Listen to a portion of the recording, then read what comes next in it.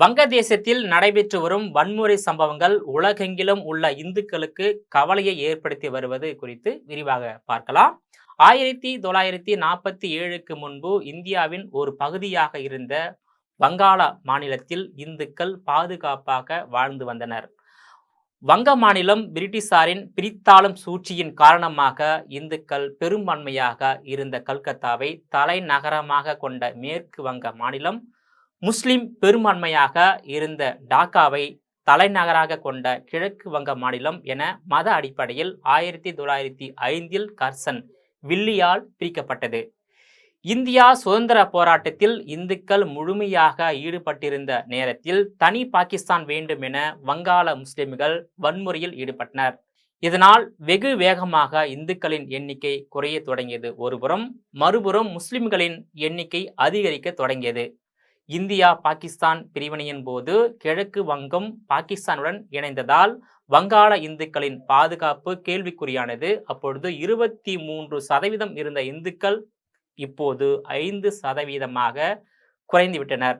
தற்போது வங்கதேசத்தில் நடைபெற்று வரும் கலவரத்தால் ஏற்பட்ட ஆட்சி மாற்றங்களின் போது இந்துக்கள் தாக்குதலுக்கு உள்ளானார்கள். ஷேக் ஹசீனா ஆட்சியை எதிர்த்து மாணவர்கள் அமைப்பினர் நடத்திய கலவரங்களும் சிறுபான்மை இந்துக்களுக்கு எதிராக திசை திரும்பியுள்ளது.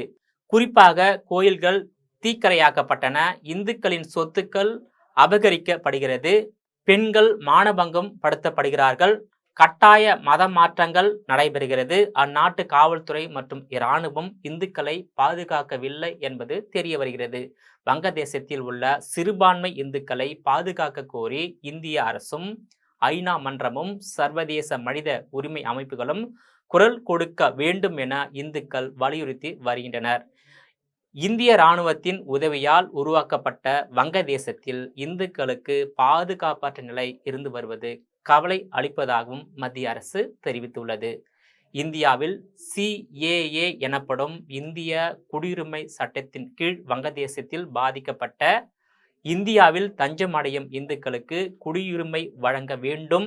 சர்வதேச ஐநா அமைதிப்படையை வங்கதேசத்திற்கு அனுப்பி கலவரங்களை கட்டுப்படுத்த வேண்டும். வங்கதேசத்தில் உள்ள இந்துக்களுக்கு அங்கேயே பாதுகாப்பான புதிதாக இந்து வங்க மாநிலத்தை உருவாக்க வேண்டும். தேவை ஏற்பட்டால் இந்திய இராணுவத்தை அனுப்பி வங்கதேசத்தை கைப்பற்றி இந்துக்களுக்கு பாதுகாப்பு கொடுக்க வேண்டும் கோரிக்கைகளை வலியுறுத்தி வருகிறது. வங்கதேசம் பாகிஸ்தானை போல ஒரு முஸ்லிம் மத அடிப்படைவாத நாடு. ஆனால் இந்தியா மதசார்பற்ற நாடு. இந்துக்களுக்கு என்று ஒரு நாடு கிடையாது. எனவே இந்துக்களை பாதுகாக்க வேண்டிய முழு பொறுப்பு இந்தியாவுக்கே உள்ளது.